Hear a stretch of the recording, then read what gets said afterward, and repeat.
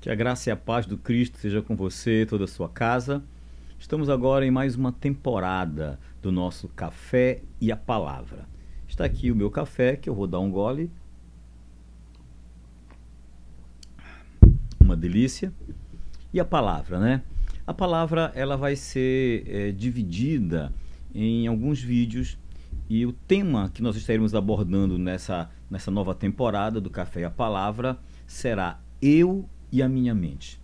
Eu vejo como um tema extremamente sugestivo para os dias atuais, um tema muito atual e que a gente precisa encontrar este equilíbrio da nossa vida espiritual com a nossa mente. Bom, antes de nós entrarmos mais aprofundadamente nessa questão, e eu quero já te adiantar que a nossa abordagem aqui, ela não é uma abordagem restrita à psicologia, meramente psicológica. Na verdade, vai ser muito menos psicológica e muito mais espiritual. Muito mais, quando eu falo espiritual, tomando, sobretudo, aquilo que a palavra de Deus nos fala, nos orienta, nos recomenda e estabelece para que eu e você tenhamos uma mente saudável, uma mente pacificada. Eu vou dizer para você o que é uma mente pacificada. Já já você vai entender um texto que eu daqui a pouquinho vou ler. E antes de ler este texto, eu quero ler um outro, né? Vamos para a palavra. E eu acho que um dos textos bastante relevante quando a gente fala de mente é o texto de Romanos, no capítulo 12 e o verso 2. Vamos ler? Diz assim, a versão que eu estarei lendo, irmãos, é a versão da King James, tá? Diz assim: E não vos amoldeis ao sistema deste mundo, mas sede transformados pela renovação das vossas mentes, para que experimenteis qual seja a boa, agradável e perfeita vontade de Deus. É muito interessante o que esse texto revela para nós. Dentre tantas coisas, na verdade, esse texto de Romanos 12, ele é muito rico dentro da sua proposta de conduzir o homem e a mulher de Deus a uma vida verdadeira de experiência, de comunhão, de vivência com Deus. E logo nos seus primeiros versículos, o apóstolo Paulo, inspiradíssimo pelo Espírito Santo de Deus, ele traz essa conversa com a gente, né? E ele começa no primeiro versículo dizendo: Rogo-vos, pois, irmãos, pela compaixão, pela misericórdia de Deus, que a gente apresente o nosso corpo como sacrifício vivo, santo e agradável a Deus, que é o nosso culto racional, em algumas versões, o nosso culto espiritual. E o verso 2 diz o que a gente acabou de ler. Diz, olha, e não vos conformeis ou não vos amoldeis ao sistema deste mundo. E quando ele fala o sistema deste mundo, ele está falando o sistema de pecado, o modo operandi deste mundo, o modo como este mundo trabalha, funciona para influenciar as pessoas que nele vivem. A Bíblia declara que há um príncipe deste século, um príncipe desta era, dessa temporada, deste tempo, que é Satanás, e diz que o mundo jaz no maligno. Porém, mesmo vivendo neste mundo que nós vivemos, onde há todo este ataque, toda essa investida do maligno contra nós, nós temos um mundo que Deus ama, um mundo que Deus amou, e amou de tal maneira que deu o seu Filho unigênito para que todo aquele que nele crê não pereça, mas tenha vida eterna. Então, a proposta do sistema deste mundo é que eu e você pereçamos, é que eu e você não consigamos vencer, não consigamos lidar com este mundo dentro daquilo que Deus estabelece para a gente, para que nós venhamos perecer. Mas aquele que se entrega para Deus e aquele que busca, que trabalha, que coopera com aquilo que a palavra de Deus nos dá como princípios, como ordenanças, como conselhos, a gente vai com certeza herdar a vida eterna. Bem, esse texto, do verso 2 que lemos de Romanos, ele fala sobre a necessidade que nós temos de ter a nossa mente renovada, transformada pela renovação da nossa mente. Então, quando ele fala, rogo-vos, pois, irmãos, pela misericórdia de Deus ou compaixão de Deus, que apresentem os vossos corpos como sacrifício vivo, santo e agradável a Deus, que é o vosso culto espiritual, racional, e diz, e não vos amoldeis, não vos conformeis com o sistema deste mundo, mas sede transformados pela renovação das vossas mentes. Para quê? Este é o detalhe. Para que eu vou fazer tudo isso? Qual o motivo? O que me motiva a ter uma mente saudável? E quando eu falo mente saudável, eu estou falando de uma mente segundo a palavra de Deus. Por exemplo, o texto que eu ia falar para vocês, vou adiantar aqui, que fala que nós temos a mente de Cristo, né? É o texto que está em Coríntios, 1 Coríntios, capítulo 2, verso 15 e 16, diz assim: contudo, aquele que é espiritual pode discernir todas as coisas, e ele mesmo por ninguém é compreendido ou discernido, porquanto quem jamais conheceu a mente do Senhor para que possa instruí-lo? Todavia, nós temos a mente de Cristo. Você está entendendo o que uma mente de Cristo pode vivenciar nessa terra? Então, quando eu digo que a nossa mente precisa ser saudável e pacificada, eu estou dizendo, eu tenho a mente de Cristo, porque a mente de Cristo é uma mente pacificada, é uma mente saudável, é uma mente que toma as decisões certas, é uma mente que reage de forma correta, ela não reage segundo a situação, ela reage segundo o propósito. Guarde isso. Quem tem a mente de Cristo não reage segundo as situações, reage segundo o propósito de Deus, o propósito que ele sabe que Deus tem para a vida dele. Por exemplo, tem gente que quer partir para briga, que é violento, quer agredir, e às vezes é cristão. Então ele está agindo ou reagindo pela situação, pelo que aparentemente a situação pede carnalmente para ele fazer. Mas se ele é espiritual e tem a mente de Cristo, está pacificado, é saudável, ele não reage segundo a situação, ele reage segundo o propósito de Deus para a vida dele. Então, isso é muito importante que nós entendamos. Mas já eu volto para essa parte aqui. Eu só dei um spoilerzinho, né? Mas, então, a renovação, a transformação da nossa mente, né? Como ele fala, para que sejamos transformados pela renovação da nossa mente. É interessante. A transformação, ela não acontece por um estalar de dedos. A transformação, ela não acontece apenas, mas acontece apenas quando eu aceito a Cristo como Salvador. A minha experiência de ter, quando eu entreguei minha vida para Cristo, sim, foi no dia seguinte, algumas coisas que eu fazia de errado já não fazia mais sentido. Eu já não tinha mais vontade de fazer, eu já não via mais motivo em fazer. E as coisas que ao longo da caminhada, eu era bem jovem, eu pensei em fazer, quando eu fiz, disseram, isso aqui não faz mais sentido. E eram coisas que às vezes talvez nem pecado era, mas que já não tinha mais a ver com a minha nova vida em Cristo Jesus. Então, isso é muito interessante que eu pense assim.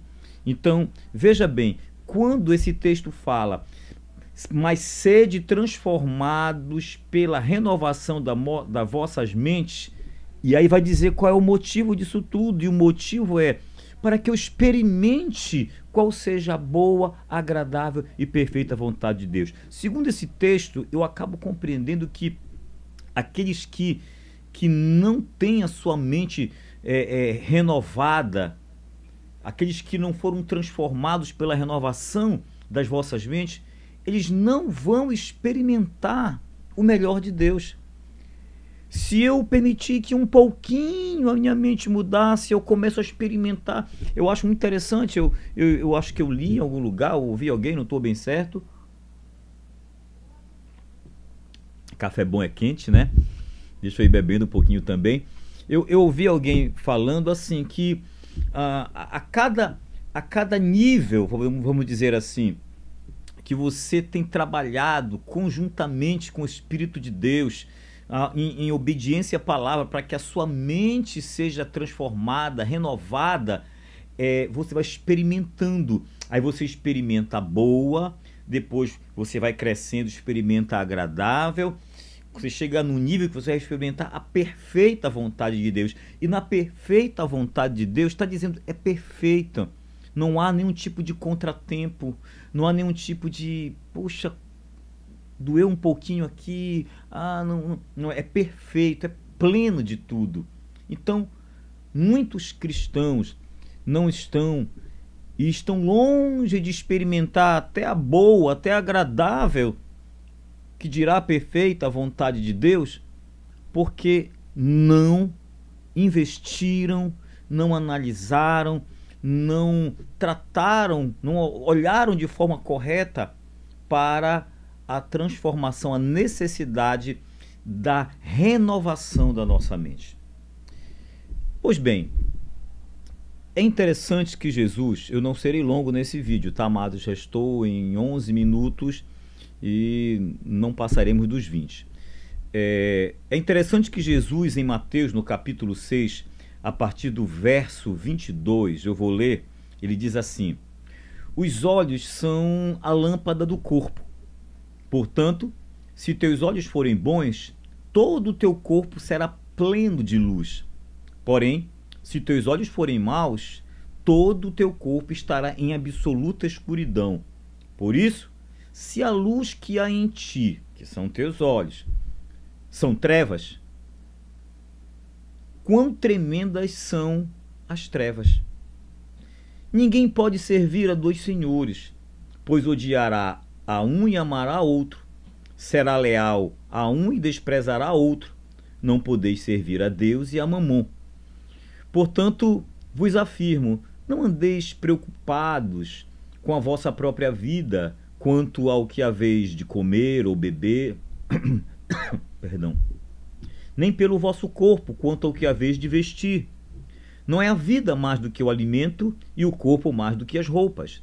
Contemplai as aves do céu, não semeiam, não colhem, não armazenam em celeiros. Contudo, vosso Pai Celestial as sustenta. Não tendes vós muito mais valor do que as aves? Qual de vós, por mais que se preocupe, pode acrescentar algum tempo à jornada da sua vida? Uau! Jesus aqui está trabalhando uma outra situação. Ele está falando de coisas que ocuparão a nossa mente e o nosso coração. Coisas que prejudicarão a saúde mental de qualquer ser humano.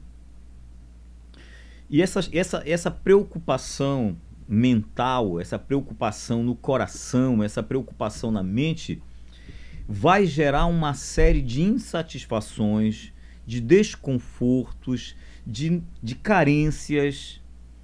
E isso não vai ser saudável para a nossa mente, nem tampouco para a nossa vida espiritual. Então, Jesus aqui ele toca, vamos dizer assim, na ferida de muitas pessoas, que é o cuidado com a vida. E você poderia pensar, poxa, mas não é natural que eu tenha um cuidado com a vida? Sim, mas não de forma exacerbada, não de forma exagerada, não de forma aonde essa preocupação ela te faça perder a paz, ela te faça perder a paciência, ela te faça perder a qualidade de vida física, mental e espiritual. E aí Jesus, ele finda dizendo no verso 27, o texto que lemos, ele diz: qual de vocês, por mais que se preocupe, pode mudar alguma coisa? O que você pode fazer para acrescentar algum tempo, 1/1000 de segundo ao curso da tua vida, à jornada da tua vida? Ou seja, você não tem o controle disso. Você pode se preocupar tanto com o seu dia a dia. Eu não estou indo para sermos pessoas irresponsáveis, e nem Cristo está dizendo isso. O que ele está falando é com uma preocupação, um sentimento de falta de fé, de falta de esperança, de desesperança, de desespero. A palavra desespero, ela tem como entendimento, como base, alguém que não tem caminho, que não sabe que caminho seguir, que está desespero, sem esperança e não tem caminho. E não é isso que Cristo estabeleceu para nós, e ele mesmo disse: eu sou o caminho. Essa nossa primeira conversa é uma conversa quase que introdutória para a gente entrar em assuntos mais delicados da nossa vida. É interessante que quando eu desprezo tudo isso, quando eu não atento para aquilo que Cristo já me aconselhou, que a palavra de Deus já me orientou. Por exemplo, aqui eu li alguns textos com vocês. O texto de Romanos, que fala da necessidade da transformação, na renovação da nossa mente, tá? Que não vai ficar mais escravizada a esse sistema mundial de pecado. Falei li, né, o que Cristo declarou para nós acerca das preocupações que roubarão a nossa paz, a nossa fé, a nossa comunhão com Deus e a nossa saúde física e mental e espiritual.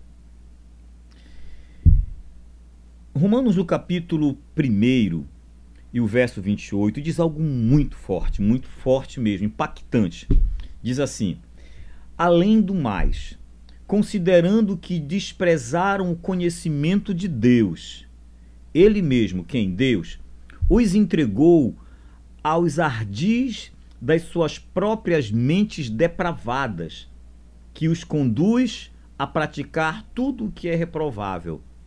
Há uma mente carnal, a sua mente, aos ardis de sua mente, há uma mente corrompida, há uma mente que estabelece ciladas para o próprio ser humano que a tem.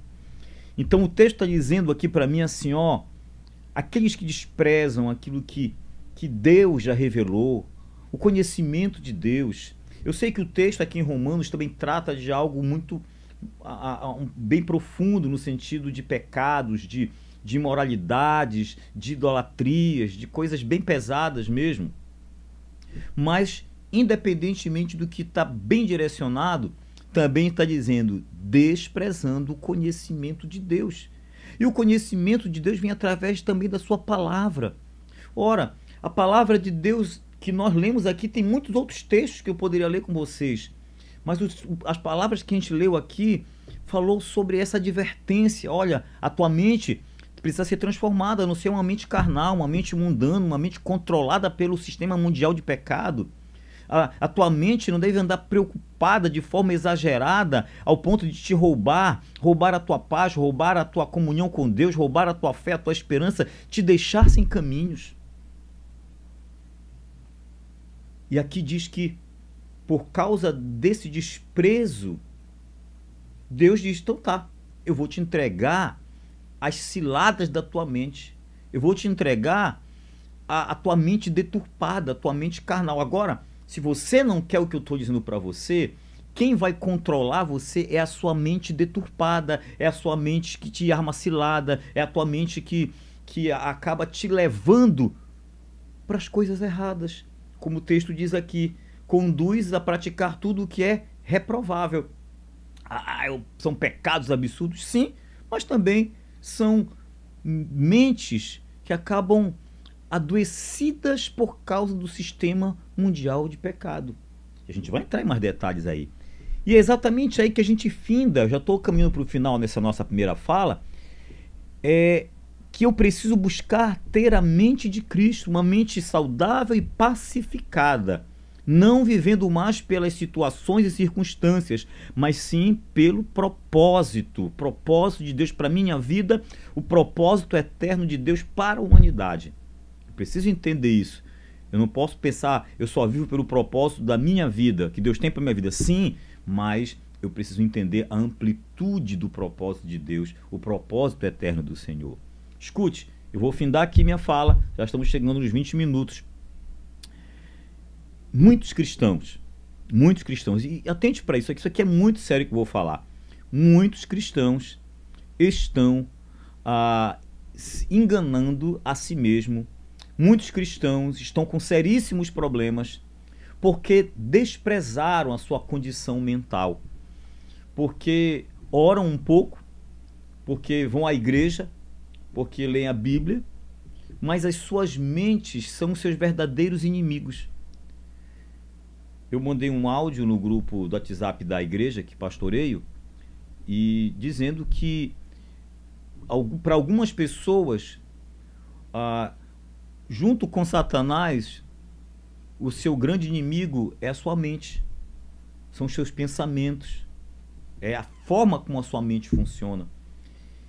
Então eu quero te convidar para essa jornada de entendermos a nossa mente, não num formato da parte psicológica, não nesse sentido, mas entendendo, claro, um pouco sobre isso, tocando em alguns pontos psicológicos, sim, mas muito mais pelo que a palavra de Deus nos aconselha.